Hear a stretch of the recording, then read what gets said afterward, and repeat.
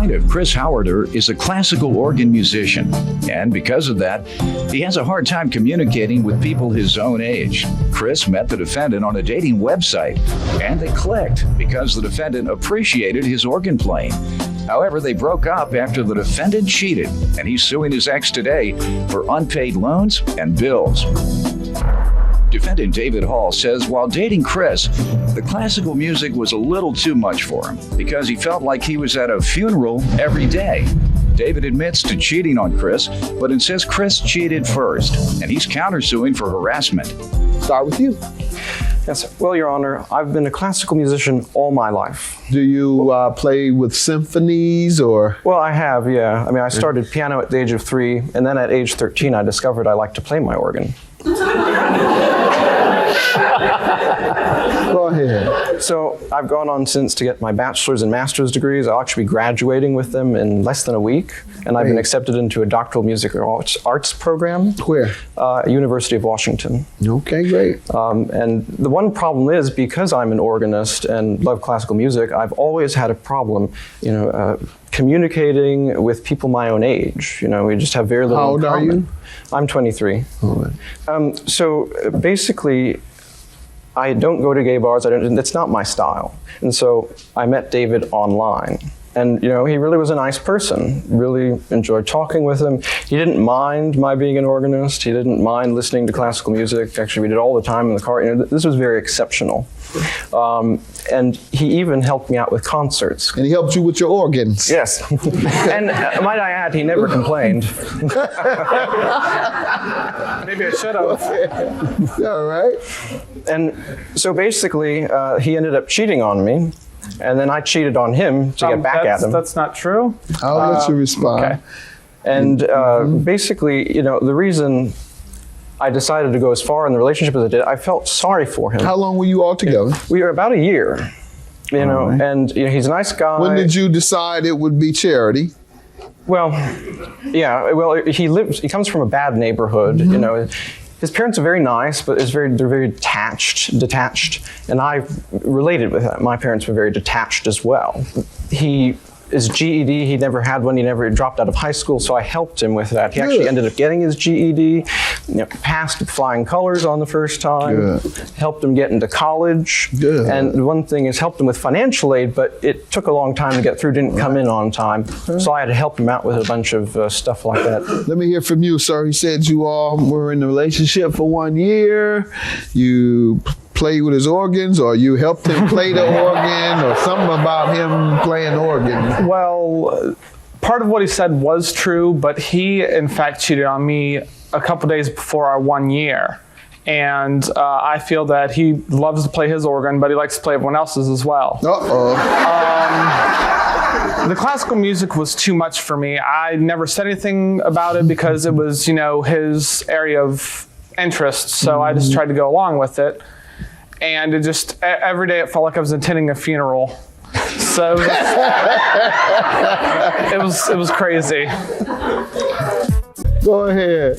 He didn't help me get in college. He basically kind of forced me to get into college. He's like, oh, you're going to go into college. Yeah, but. It's called tough love. Yeah, I guess. Why did you cheat on him? Because he, in fact, cheated on me first. I didn't cheat on him first. That's incorrect. Because he told me that he cheated on me, and I was like, well, I actually slept with someone this weekend as well, because we cheated on each other the same day. So it was basically, I guess. You already had somebody in the wings. Right. And for about a month before he actually cheated. And then he went after him. The same guy. The same guy. And he went after mine. Sure did. You all are vicious. Now let's get to the loans and the bills you're suing about. Yes. Well, there are loans and I have a promissory note for them. Let's see what you have. Okay. I'm laughing because, you're a very formal type of guy, very straight-laced, and he smokes pot and drinks every night. That's just an odd match, don't you? No. How often? I drink occasionally. How often do you smoke pot? I don't smoke at all. You a lie. Go ahead. All All right, the loans. Sir, did you tell me about the loans he's suing you for? He gave me loans, but I did not know that I would have to pay them back until he... Hold on. You admit that he gave you loans, Right. but you didn't think you had to pay loans back. Right. But, I mean, on the promissory note, it says to be paid when possible. I mean, when possible could be 5 years from now, 10 years from now, you know. By the way, sir, if there's no date, it is interpreted as a reasonable amount of time. When did you expect payment, sir? I expected it in end of January when the financial aid loan would be dispersed. Did you know that? No, he never explained that to me. Did he ask for his money? Yes, he asked for his money, but I did not. How many times? At least 3 or 4. Okay.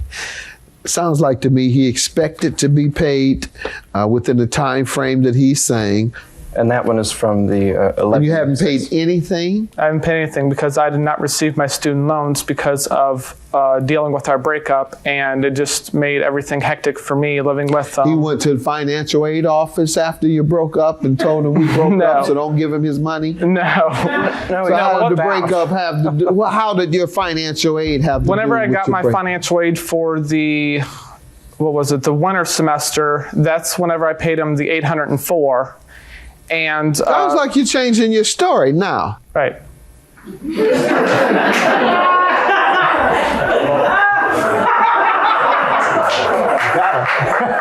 So you just came today to pick up dogs. All right. Your counterclaim for $1,000 for harassment. How so? Because he kept bothering. I have a list of text messages here. Let's see him, please.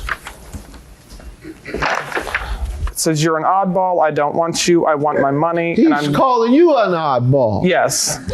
And he said, Not and that either one of you are. I was trying to get clarification. He says, I want my money.